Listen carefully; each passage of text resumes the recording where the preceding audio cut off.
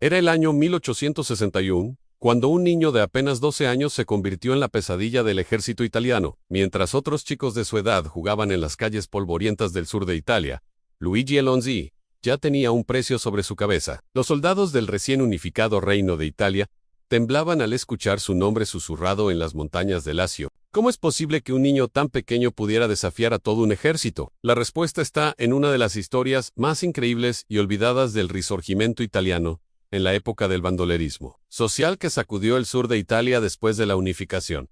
Luigi no era un criminal común, era un símbolo de resistencia, desesperación y supervivencia en tiempos de caos absoluto. Imagine a un niño que nunca conoció la inocencia de la infancia. Un chico que aprendió a disparar antes que a leer. Un muchacho que dormía en cuevas heladas mientras los soldados peinaban cada rincón de la montaña buscándolo. Luigi Alonzi, conocido como Schiavone, Il Piccolo, El Pequeño, vivió más aventuras y peligros en sus pocos años de vida que la mayoría de los adultos en toda su existencia. Esta no es una historia romántica de bandidos nobles. Es la cruda realidad de un niño forzado a convertirse en hombre, en guerrillero, en leyenda. Es la historia de cómo la pobreza extrema, la injusticia social y el caos político pueden transformar a un inocente en un forajido. Hoy descubrirás la verdad detrás del brigante más joven de Italia. Una historia que los libros de historia prefieren olvidar. Prepárate para conocer a Luigi Alonzi, el niño que declaró la guerra a un reino entero y que, contra todo pronóstico, sobrevivió para contarlo.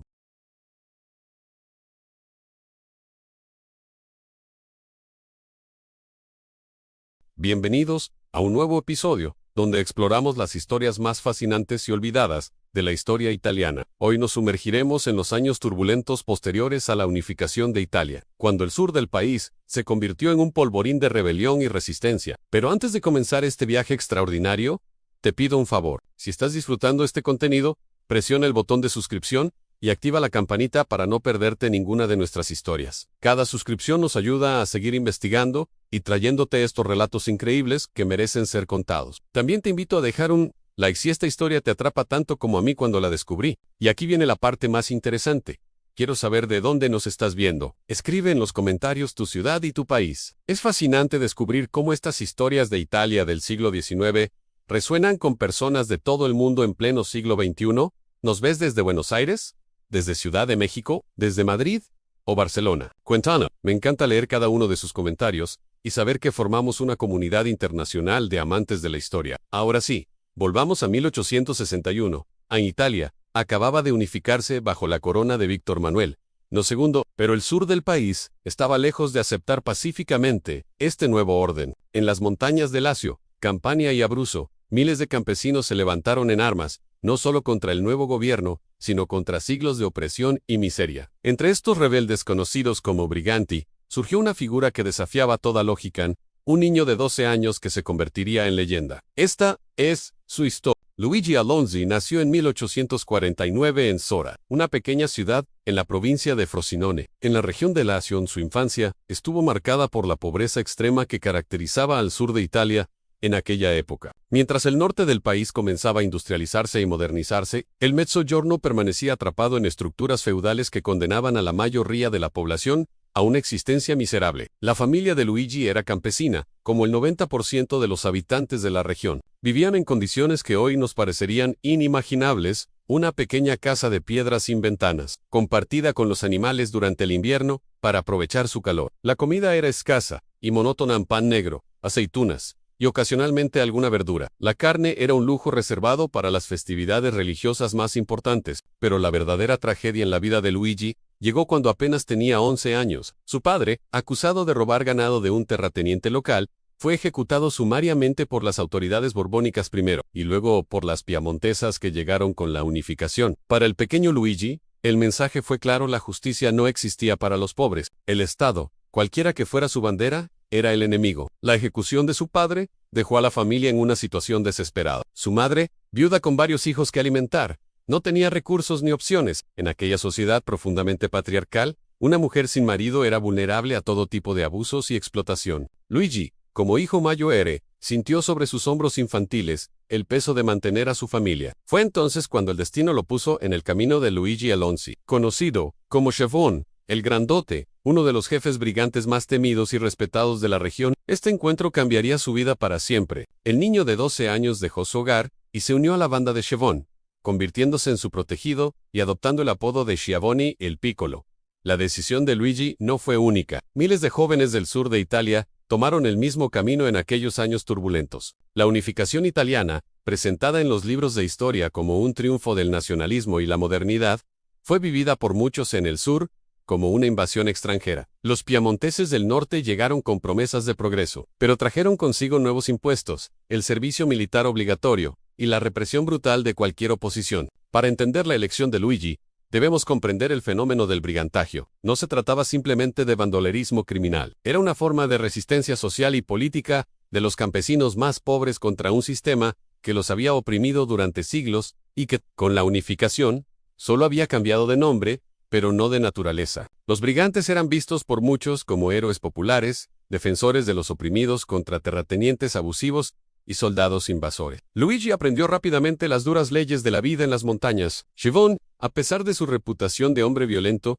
desarrolló un afecto paternal por el muchacho. Le enseñó a sobrevivir en la naturaleza salvaje de los Apeninos, a reconocer los senderos secretos que solo los pastores conocían, a disparar con precisión y, lo más importante, a entender los códigos no escritos que regían la vida de los brigantes. El entrenamiento de Luigi fue brutal pero efectivo. A los 12 años, ya podía cabalgar durante horas sin descanso, dormía con un ojo abierto y había aprendido a leer el paisaje como un libro abierto. Cada cueva podía ser un refugio o una trampa. Cada campesino que encontraban podía ser un aliado o un informante del ejército. La supervivencia dependía de la astucia, la rapidez y La banda de Schiavone operaba en las montañas entre Lacio y Abruzzo, un territorio áspero y salvaje que los soldados del ejército italiano temían como a la peste. Estas montañas, con sus desfiladeros profundos, bosques densos y cuevas laberínticas, eran el dominio natural de los brigantes. Conocían cada piedra, cada fuente de agua, cada escondite posible. Para los soldados que llegaban del norte, acostumbrados a las llanuras del Piamonte, este terreno era un infierno verde. Luigi se adaptó a esta vida con una facilidad que sorprendió incluso a los brigantes más experimentados. Su tamaño pequeño, que inicialmente parecía una desventaja, resultó ser una ventaja crucial. Podía esconderse en lugares donde un adulto no cabría, trepar por acantilados que otros consideraban imposibles, y moverse por la maleza sin hacer ruido. Los soldados buscaban hombres adultos, barbados y amenazantes. Un niño de 12 años pasaba desapercibido. La banda de Schiavone funcionaba como una pequeña comunidad nómada. Estaba compuesta por unas 30 personas en su momento de mayor fuerza, hombres, jóvenes en su mayoría, pero también algunos veteranos de las guerras borbónicas y, ocasionalmente, algunas mujeres que habían huido de matrimonios forzados o de la justicia. Todos compartían un enemigo común en el Estado italiano y sus representantes locales. La vida cotidiana de un brigante era dura y peligrosa. Se levantaban antes del alba, cuando la oscuridad aún protegía sus movimientos. El desayuno, cuando lo había, consistía en pan duro y queso. Luego venían las marchas interminables por senderos de cabra, siempre atentos a cualquier señal de presencia militar. Los brigantes se movían constantemente, nunca permaneciendo más de 2 o 3 noches en el mismo lugar. Luigi aprendió que la supervivencia dependía del apoyo de los campesinos locales. A diferencia de lo que la propaganda oficial presentaba, los brigantes no eran simples criminales que aterrorizaban a la población. Existía una relación compleja y simbiótica entre ellos y los habitantes de las aldeas remotas. Los campesinos les proporcionaban comida, información sobre los movimientos del ejército y refugio ocasional. A cambio, los brigantes protegían a las comunidades de los abusos de los terratenientes y las autoridades. Las acciones de la banda seguían un patrón establecido. Atacaban a los recaudadores de impuestos, asaltaban las casas de los terratenientes más odiados, interceptaban convoyes militares y, ocasionalmente, secuestraban a personas ricas para obtener rescates. Cada operación era cuidadosamente planificada. Schiavone, a pesar de ser analfabeto, poseía una inteligencia táctica notable y una comprensión instintiva del terreno y de la psicología humana. Luigi participó en su primera acción importante cuando tenía apenas 12 años y medio. La banda había planeado emboscar un convoy que transportaba el dinero de los impuestos desde Sora hasta Frosinone. El niño tenía un papel específico: mezclarse con los niños pastores que vigilaban las ovejas cerca del camino y dar la señal cuando el convoy se acercara. Su corazón latía con fuerza cuando vio acercarse los carros escoltados por 6 soldados. El silbido que dio, imitando el canto de un pájaro local, desencadenó el ataque. Los brigantes surgieron de la vegetación como fantasmas, disparando y gritando. Los soldados, sorprendidos y superados en número, apenas ofrecieron resistencia. En menos de 10 minutos, Todo había terminado. Los brigantes se llevaron el dinero y desaparecieron en las montañas, dejando atrás solo polvo y confusión. Esa noche, alrededor de la fogata, Luigi fue felicitado por los miembros de la banda. Siobhan le revolvió el pelo con afecto y le dio una parte del botín. El niño había probado su valor, pero también esa noche, mientras los otros dormían, Luigi permaneció despierto, mirando las estrellas y preguntándose. La humillación de perder un convoy de impuestos ante una banda de brigantes no pasó desapercibida para las autoridades militares. El general Enrico Cialdini, encargado de pacificar el sur de Italia, intensificó las operaciones contra los brigantes. Para el gobierno de Turín, estos grupos no eran simples bandidos, sino una amenaza existencial para el joven reino italiano. La represión sería brutal y sin cuartel. Cialdini implementó una estrategia de tierra quemada que recordaba las peores atrocidades de la guerra. Cualquier pueblo sospechoso de ayudar a los brigantes era arrasado. Los habitantes eran ejecutados sumariamente o deportados a campos de concentración en islas remotas. Las mujeres y niños no estaban exentos de la violencia. La lógica era simple y terrible. En sí se eliminaba la base de apoyo de los brigantes. Estos morirían de hambre y aislamiento. Para Luigi y la banda de Siobhan, la vida se volvió infinitamente más peligrosa. Los soldados ahora patrullaban en grandes grupos, bien armados y con órdenes de no tomar prisioneros. La recompensa por la cabeza de Siobhan aumentó a cifras astronómicas para la época a 10.000 liras, una fortuna que podría cambiar la vida de cualquier campesino pobre. La tentación de la traición estaba siempre presente. El invierno de 1862 fue particularmente cruel. La nieve cubrió las montañas, haciendo imposible encontrar alimento y refugio adecuado. La banda se redujo a la mitad de su tamaño original. Algunos brigantes murieron en enfrentamientos con el ejército, otros de frío y hambre, y unos pocos desertaron, eligiendo la incertidumbre del exilio antes que la muerte segura en las montañas. Luigi, ahora con 13 años, sobrevivió gracias a su resistencia y a la protección constante de Siobhan. Fue durante este invierno infernal cuando Luigi demostró por qué se había ganado el respeto de brigantes mucho mayores que él. En una ocasión, la banda quedó atrapada en un valle por una columna de soldados que superaba en número 10-1. La única vía de escape era un desfiladero estrecho y traicionero, cubierto de nieve y hielo. Los adultos dudaban, sabiendo que un solo paso en falso significaría caer cientos de metros hasta la muerte. Luigi fue el primero en avanzar. Su cuerpo ligero y su agilidad natural le permitieron encontrar apoyo donde los adultos solo veían roca lisa.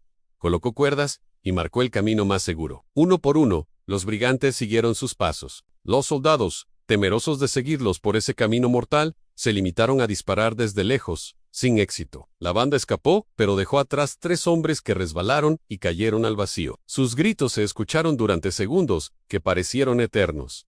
Esta hazaña consolidó la leyenda de Schiavone el Piccolo. Las historias sobre el niño brigante comenzaron a circular por todo el sur de Italia. Se decía que tenía poderes mágicos, que podía volverse invisible, que las balas rebotaban en su cuerpo. Obviamente, nada de esto era cierto, pero en tiempos desesperados, la gente necesitaba héroes, incluso si eran inventados o exagerados. El ejército italiano respondió con frustración creciente. ¿Cómo era posible que no pudieran capturar a un grupo de campesinos analfabetos liderados, en parte por un niño? Los periódicos del norte ridiculizaban la incompetencia militar. Los generales necesitaban resultados, y los necesitaban rápido. La presión desde arriba se volvió insoportable. Comenzaron a circular rumores sobre un traidor dentro de la banda. Siobhan se volvió paranoico, viendo enemigos en cada sombra. Ejecutó a 2 de sus propios hombres, bajo sospecha de ser informantes.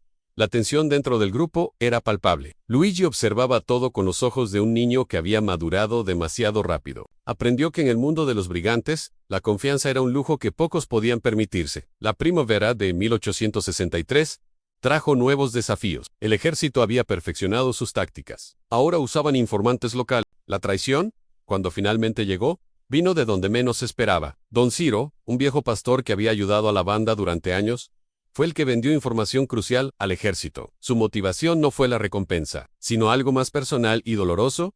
A los soldados habían capturado a su hijo y amenazaban con ejecutarlo si no cooperaba. Enfrentado a la elección imposible entre su hijo y sus principios, Don Ciro eligió la sangre. La información que proporcionó fue devastadora. Reveló la ubicación de la cueva principal donde la banda se refugiaba, los horarios de sus movimientos y, lo más importante, los nombres de todos los campesinos que les daban apoyo. Con estos datos, el ejército planeó una operación que pretendía acabar de una vez por todas con Siobhan y sus hombres. La madrugada del 8 de mayo de 1863 amaneció con una niebla espesa que cubría las montañas. Siobhan y su banda, que ahora apenas contaba con 15 hombres, Dormían en una cueva cerca de Arpino. Luigi, fiel a su costumbre, había insistido en dormir cerca de la entrada donde podía vigilar. Fue esta precaución la que salvó su vida. A las primeras luces del alba, Luigi escuchó un sonido que heló su sangre en el tintineo metálico de equipamiento militar acercándose. Los soldados habían rodeado la cueva durante la noche, aprovechando la niebla para ocultar sus movimientos. Eran más de 100 hombres, armados con rifles modernos y decididos a no dejar escapar a su presa esta vez. Luigi corrió hacia el interior de la cueva, gritando la alarma. Los brigantes despertaron en medio del caos, alcanzando sus armas mientras las primeras balas comenzaban a rebotar contra las paredes de piedra. Chavon, con la rapidez de un veterano, evaluó la situación en segundos. Sabía que estaban atrapados, pero se negaba a morir como una rata en un agujero. Lo que siguió fue una batalla brutal, que duró casi 4 horas. Los brigantes, protegidos por las rocas, resistieron con una ferocidad desesperada. Cada bala contaba o cada segundo ganado era un milagro. Chavon peleaba como un león, exponiendo su vida una y otra vez para proteger a sus hombres. Luigi, a su lado, cargaba armas y municiones, su pequeño cuerpo moviéndose con una eficiencia nacida del terror y la adrenalina. Pero la superioridad numérica del ejército era abrumadora. Uno por uno, los brigantes caían. El humo de la pólvora llenaba la cueva, mezclándose con el olor a sangre y muerte. Chavon recibió un disparo en el hombro. Luego, otro en la pierna. Seguía disparando, su rostro una máscara de dolor y determinación. Sabía que estas eran sus últimas horas. En un momento de relativa calma en el tiroteo, Chavon se volvió hacia Luigi en su voz. Era débil pero firme. Le ordenó escapar por un pasaje estrecho en la parte trasera de la cueva, un túnel que solo un niño podía atravesar. Luigi se negó al principio, negándose a abandonar al hombre que había sido como un padre para Ellen, pero Chavon no aceptaba un no por respuesta. Con la poca fuerza que le quedaba, empujó al niño hacia el túnel. Las últimas palabras que Luigi escuchó de Chavone fueron: «Vive, muchacho. Vive y cuenta nuestra historia. No dejes que digan que fuimos solo bandidos. Fuimos hombres que preferimos morir de pie que vivir de rodillas». Luego, Chavon se volvió hacia los soldados y gritó un desafío final, vaciando su pistola contra el enemigo. Luigi se arrastró por el túnel oscuro, las lágrimas mezclándose con el polvo de roca en su rostro. Detrás de él, escuchaba los disparos finales, los gritos de guerra y de agonía. Cuando finalmente emergió del otro lado de la montaña, el sol estaba alto en el cielo. Se volvió una última vez hacia la cueva, ahora silenciosa. Todo había terminado. Chavone estaba muerto, junto con todos sus hombres. Luigi, a los 14 años, era el único superviviente de la banda más temida del sur de Italia. Luigi Alonsi pasó los siguientes meses como un fantasma, moviéndose solo por las montañas, que también conocía. La muerte de Chavon y la destrucción de la banda marcaron un punto de inflexión en la guerra contra el brigantaggio. El ejército italiano celebró la victoria como un triunfo decisivo. Los periódicos publicaron ilustraciones grotescas de los cuerpos de los brigantes muertos, exhibidos en las plazas públicas, como advertencia para otros rebeldes. Para Luigi, estos fueron los meses más solitarios y peligrosos de su corta vida. Sin la protección de la banda, era vulnerable. Los soldados peinaban las montañas buscando supervivientes. Los campesinos, aterrorizados por las represalias, ya no se atrevían a ayudar a los brigantes. El niño sobrevivió comiendo raíces, bayas y ocasionalmente robando huevos de los gallineros. Durmió en cuevas húmedas, siempre alerta, siempre huyendo. Pero Luigi tenía algo que muchos otros brigantes no tenían en juventud. A los 14 años, su rostro aún no había aparecido en los carteles de «Se busca» que cubrían las paredes de cada pueblo. Los soldados buscaban hombres barbados y amenazantes, no niños escuálidos y sucios. Esta invisibilidad fue su salvación. Gradualmente, Luigi comenzó a mezclarse con otros niños pastores, trabajando ocasionalmente a cambio de comida y refugio. El destino de Luigi tomó un giro inesperado en el otoño de 1863. Un sacerdote llamado Don Giuseppe, conocido por su compasión hacia los pobres y los marginados, reconoció al niño brigante, pero en lugar de entregarlo a las autoridades, Don Giuseppe vio en Luigi lo que realmente era: un niño víctima de circunstancias terribles, no un criminal endurecido. El sacerdote le ofreció refugio en su pequeña iglesia rural. Durante semanas, Luigi luchó con la decisión. ¿Podía confiar en este hombre? ¿Era una trampa elaborada? Poro, el hambre, el frío y sobre todo la soledad extrema finalmente quebraron su resistencia. Una noche lluviosa, Luigi llamó a la puerta de Don Giuseppe. El sacerdote lo recibió sin preguntas. Le dio ropa limpia, comida caliente y, por primera vez en años, una cama verdadera donde dormir. Don Giuseppe trabajó discretamente para legalizar la situación de Luigi y falsificó documentos que lo presentaban como un huérfano de guerra de otra provincia, sin conexión con el brigantaggio. Le enseñó a leer y escribir, habilidades que Luigi absorbió con una avidez sorprendente. El niño que había vivido por la espada comenzó a descubrir que había otras formas de sobrevivir en el mundo. La transformación de Luigi no fue fácil ni completa. Las pesadillas lo perseguían cada noche. Veía el rostro de Chevon, escuchaba los gritos de los hombres muriendo en la cueva, sentía el peso de la traición y la pérdida. Don Giuseppe entendía que algunas heridas nunca sanarían completamente, pero creía que incluso el alma más dañada podía encontrar redención. Con el tiempo, Luigi adoptó una nueva identidad. Se convirtió en ayudante del sacerdote, trabajando en las tareas diarias de la pequeña parroquia. A los años pasaron, el fenómeno del brigantaggio gradualmente se extinguió, aplastado por la represión militar masiva. Para 1870, cuando Italia finalmente completó su unificación con la toma de Roma, los brigantes ya no existían como fuerza organizada. Luigi vivió hasta la edad adulta, algo notable considerando que la mayoría de sus compañeros brigantes murieron antes de los 25 años. Nunca habló públicamente de su pasado, pero en privado, en conversaciones nocturnas con Don Giuseppe, contó su historia. El sacerdote la registró en un diario personal que fue descubierto décadas después de su muerte, proporcionando uno de los pocos testimonios directos de la vida de un brigante joven. La historia de Luigi Alonso Schiavoni el Piccolo desafía las narrativas simples sobre el brigantaggio. No fue un héroe romántico, pero tampoco fue un villano sin escrúpulos. Fue un niño atrapado en fuerzas históricas que no podía controlar ni comprender completamente. Su supervivencia, contra todas las probabilidades, es un testimonio de la resiliencia humana y de la posibilidad de redención, incluso en las circunstancias más oscuras. La historia de Luigi Alonso nos recuerda que detrás de cada estadística, de cada entrada en los libros de historia, hay vidas humanas reales, complejas y profundamente conmovedoras. El brigantaggio del sur de Italia no fue simplemente un episodio de criminalidad que manchó los primeros años del Reino Unificado. Fue una explosión de desesperación social, una rebelión de los olvidados contra siglos de injusticia. Luigi tenía solo 12 años cuando se convirtió en brigante. 12 años en la misma edad en que los niños de hoy están preocupados por la escuela y los amigos. Esta diferencia brutal nos habla de cómo el contexto histórico, la pobreza y la injusticia pueden robar la infancia y forzar a los niños a convertirse en adultos antes de tiempo. Su historia, casi olvidada por la historiografía oficial, merece ser recordada no para glorificar el bandolerismo, sino para entender las raíces profundas de la desigualdad que aún marca a Italia y a muchas otras sociedades. Luigi fue el brigante más joven de Italia, pero sobre todo fue un niño que merecía una infancia que nunca tuvo. Recuerda compartir esta historia, dejar tu comentario con tu ciudad y país, y suscribirte para más historias fascinantes de la historia. Gracias por acompañarnos.